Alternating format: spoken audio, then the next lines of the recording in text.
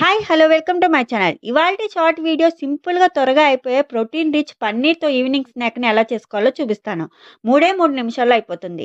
ముందుగా ఒక 100 గ్రాముల పన్నీర్‌ని తీసుకోండి. ఇలా ఒకే సైజులో కట్ చేసుకొని తీసుకోండి. ఇప్పుడు పావు టీ స్పూన్ సాల్ట్‌ని, అర టీ స్పూన్ కారాన్ని యాడ్ చేసుకోండి.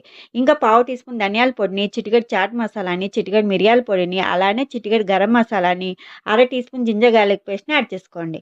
పన్నీర్ ముక్కలకి మసాలాని బాగా కోట్ చేసుకోండి. ఇప్పుడు ఒక టీ స్పూన్ కార్న్ ఫ్లోర్‌ని యాడ్ చేసుకోండి.